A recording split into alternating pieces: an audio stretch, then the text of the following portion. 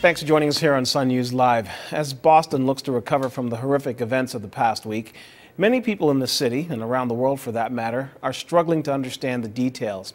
Chechnya was a country many people may not have heard of. Now it's on the minds of an entire city, an entire country for that matter. With more on this, we're joined now by security expert Alex Holstein. And Alex, let's talk about this connection to Chechnya. Sure. These kids, because they were kids, except for the older brother, I guess, he's a man, were ethnic Chechens, meaning they weren't directly from Chechnya, but they believe that their connections run deep there.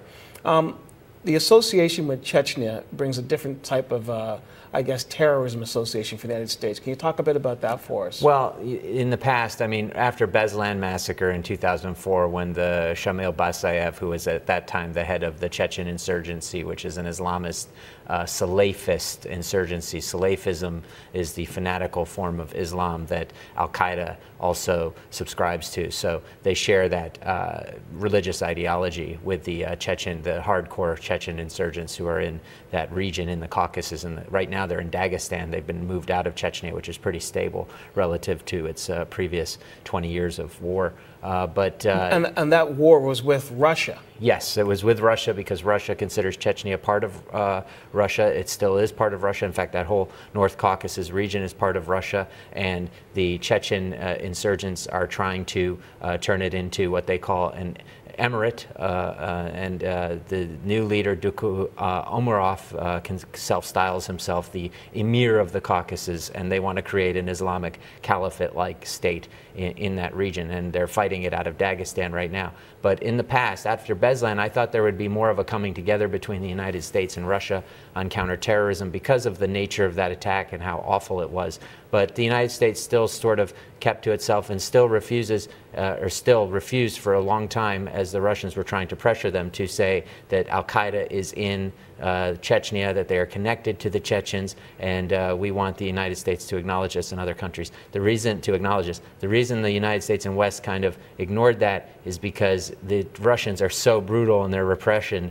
and so ruthless that we kind of didn't want our hands dirtied to be associated with that kind of brutal repression. Which begs the need for some more context here, Alex, because when Americans and Canadians think of terrorism that gets visited upon our soldiers and our countries, you think about 9/11, you think about Arab nations, you think about Libya, you think about even Pakistan.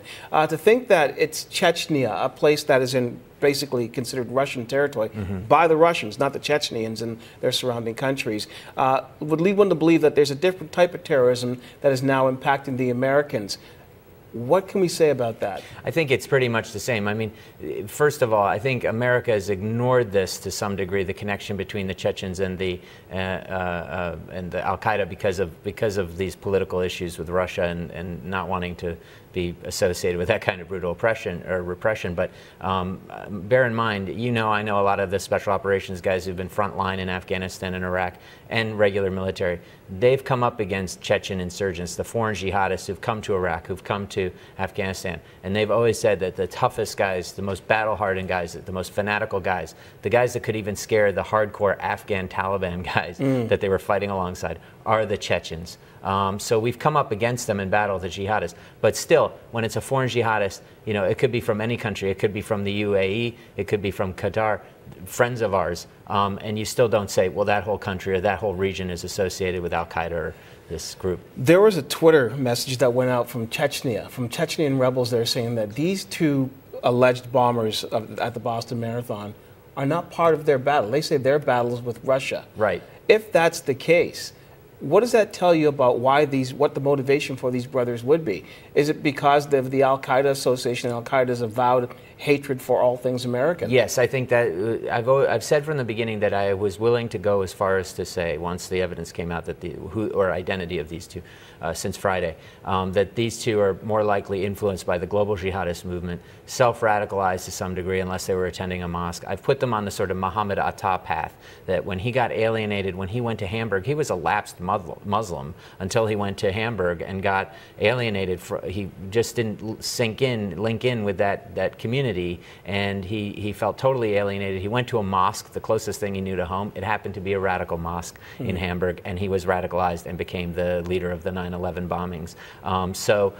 You know, or the group that went and conducted that attack. So, you know, with these two, I think it's more the same thing. Probably internet, more internet than mosque in the radicalization. But I would be surprised to find a direct link, even though Tamerlan, the one thing is that Tamerlan went back for 6 months from January, the older brother, from January to July in 2012 to see some family. There's possibility that he had contacts with jihadists there, but I'd be surprised, because one, it would be a terrible strategic error on the part of the Chechen insurgency to awaken the sleeping giant of America and bring them together with Russia to attack, to go after the Chechen insurgency. That would be a mistake. They've got their hands full with the Russians enough. Number two, the attack itself was, in terms of a Chechen attack, was a total failure. I mean, in Moscow, when they conduct bombings, they kill 30 to 40 people at a time. So, Alex, we got to wrap this up. But last thing for you is this: when we talk about bombings in the world that we've seen since 9/11, it's generally suicide bombers, attacks that leave the attacker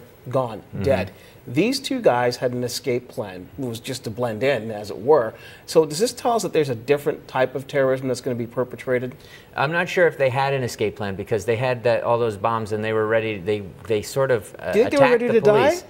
I'm not sure if they were ready to die, but they had some sort of end game planned, and probably knew that they would end up dying. But they weren't shaheeds in the traditional sense that they go out, conduct an attack, and die, which also is the Chechen MO, is when their shaheeds go into, like the Black Widows, the female shaheeds go into Isn't it the Moscow. Al-Qaeda MO to a great extent? To some degree, yes, it is. So far, that's why I'm saying yeah. this might be a new type it might of terrorism. Be, it indeed might be a new type of extended terrorism, you know, to do a number of attacks and then finally end up dying. Right. I think they were trying to suck the police into a bigger attack, and that's why they're looking for more bombs, and that's why they need that public exception rule, public safety exception rule. Which we'll be talking more about with a civil liberties lawyer, because that is standing out right now. Interesting. Alex, always a pleasure. Thank you very much, and take care. You too. Cheers. That's our security expert, Alex Holstein, who joined us here in studio.